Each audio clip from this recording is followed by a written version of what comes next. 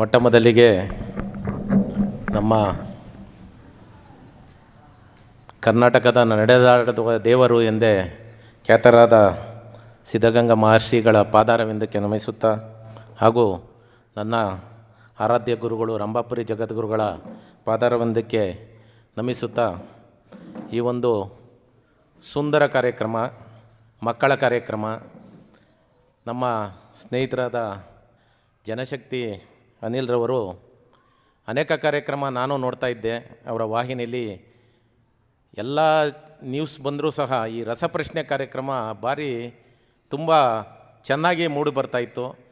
ಅದು ಏನಂದರೆ, ಮಕ್ಕಳಿಗಾಗಿ ರೂಪಿಸಿದ ಕಾರ್ಯಕ್ರಮ ರಸವತ್ತಾದ ರಸಪ್ರಶ್ನೆ ಅಂತ ಏನು ಹೆಸರಿಟ್ಟಿದ್ದಾರೆ, ಖಂಡಿತ ಅದು ರಸವತ್ತಾಗಿ ಬರ್ತಾಯಿತ್ತು. ಅದನ್ನು ನಾನು ಒಂದು 2-3 ಪ್ರೋಗ್ರಾಮ್ ನೋಡಿದ್ಮೇಲೆ ಅನಿಲ್ ಅವ್ರಿಗೆ ಹೇಳಿದೆ, ಈ ಒಂದು ನಮ್ಮ ಭಾಗದಲ್ಲಿ, ಗ್ರಾಮೀಣ ಪ್ರದೇಶದ ಭಾಗದಲ್ಲಿ ಯಾವುದನ್ನ ಒಂದು ಶಾಲೆಯಲ್ಲಿ ಒಂದು ರೂಪಿಸಿ ನನ್ನ ಸಪೋರ್ಟ್ ನಿಮಗಿರುತ್ತೆ ಅಂತ. ನಿಜವಾಗ್ಲೂ ಇದು ಒಂದು ಈ ಶಾಲೆಗೆ ಸುದಿನ ಅಂತ ಹೇಳ್ಬೋದು. ಈ ಒಂದು ಕಾರ್ಯಕ್ರಮ ರೂಪಿಸಿದ ನಮ್ಮ ಅನಿಲ್ರವರಿಗೆ ತುಂಬ ಧನ್ಯವಾದಗಳು. ಮಕ್ಕಳೇ, ನಿಮ್ಮ ಶಾಲೆಯ ಸಿಬ್ಬಂದಿ ವರ್ಗ ಹಾಗೂ ಜನಶಕ್ತಿ ವಾಹಿನಿಯ ಎಲ್ಲರೂ ಸಹ ಶ್ರಮಪಟ್ಟು ರಸಪ್ರಶ್ನೆ ಕಾರ್ಯಕ್ರಮ ರೂಪಿಸಿದ್ದಾರೆ. ಅದೇ ರೀತಿ ಈ ಕಾರ್ಯಕ್ರಮಕ್ಕೆ ನನ್ನ ಸ್ನೇಹಿತರಾದ ಸಂತೋಷ್, ಪ್ರಕಾಶ್ ಹಾಗೂ ನಮ್ಮ ಪಾಟೀಲ್ ಸಾಹೇಬರು ಹಾಗೂ ನನ್ನ ಸ್ನೇಹಿತ ಕಿಶೋರ್ ಎಲ್ಲರೂ ಬಂದಿದ್ದಾರೆ. ಮಕ್ಕಳೇ, ಇದು ಏನಂದರೆ, student life is A golden life. ಈ ಸ್ಟೂಡೆಂಟ್ ಲೈಫಲ್ಲಿ ಹಲವಾರು ಯೋಜನೆಗಳನ್ನ ನಿಮ್ಮ ತಲೆಯಲ್ಲಿ ಬರುತ್ತದೆ. ಅದಕ್ಕೆ ಪೂರಕವಾಗಿ ಶಿಕ್ಷಕರು ಇರ್ತಾರೆ. ನಿಮ್ಮ ಈ ಭವಿಷ್ಯ ರೂಪಿಸೋದಕ್ಕೆ ನಿಮ್ಮ ಇಂಟ್ರೆಸ್ಟ್ ಏನಿರ್ತದೆ ಅದು ಶಿಕ್ಷಕರಿಗೆ ಅರ್ಥ ಆಗ್ತದೆ. ನಿಮ್ಮ ತಂದೆ ತಾಯಿಗಿಂತ ಜಾಸ್ತಿ ಶಿಕ್ಷಕರಿಗೆ ಅರ್ಥ ಆಗ್ತದೆ. ನಿಮ್ಮ ಭವಿಷ್ಯ ಯಾವ ರೀತಿ ರೂಪಿಸ್ಬೋದು ಅಂತ ಶಿಕ್ಷಕರು ಡಿಸೈಡ್ ಮಾಡ್ತಾರೆ.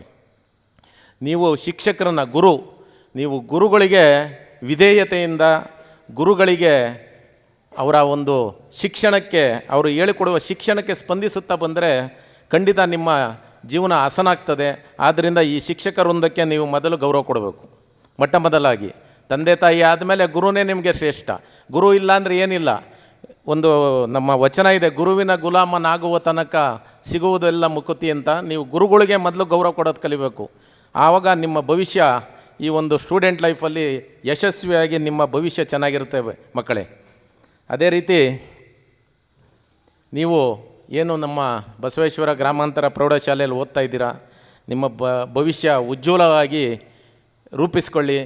ಏಕೆಂದರೆ ಇಲ್ಲಿ ಬಂದೆ ಕನ್ನಡ ಮಾಧ್ಯಮ ಕನ್ನಡ ಮಾಧ್ಯಮ ಅಂತ ನೀವೇನು ಆ ಥರ ಎಲ್ಲ ಲೋ ಥಿಂಕಿಂಗ್ ಮಾಡಬಾರ್ದು. ಏನಕ್ಕೆ ಅಂದರೆ, ಇವತ್ತು ಕನ್ನಡ ಮಾಧ್ಯಮ ನಮ್ಮ ಮಾತೃಭಾಷೆನೇ ಮುಖ್ಯ ನಮಗೆ. ನಾನು ಸಹ ಕನ್ನಡ ಮಾಧ್ಯಮದಲ್ಲೇ ಓದಿದ್ದು, ನಾನು ಸರ್ಕಾರಿ ಶಾಲೆಯಲ್ಲೇ ಓದಿದ್ದು. ನಾನು ಸರ್ಕಾರಿ ಶಾಲೆಯಿಂದ ಓದಿ ಒಂದು ಅಲ್ಟಿಮೇಟ್ ಎಲೆಕ್ಟ್ರಾನಿಕ್ಸ್ ಅನ್ನೋ ಒಂದು ಕಂಪ್ನಿನ ನಾನು ಭಾರತದಲ್ಲಿ ರೆಪ್ರೆಸೆಂಟ್ ಮಾಡಿ, ನಾವು ರಕ್ಷಣಾ ವಿಭಾಗ, ಡಿಫೆನ್ಸ್ಗೆ ನಾವು ಮೆಟೀರಿಯಲ್ ಸಪ್ಲೈ ಮಾಡ್ತಿದ್ದೋ.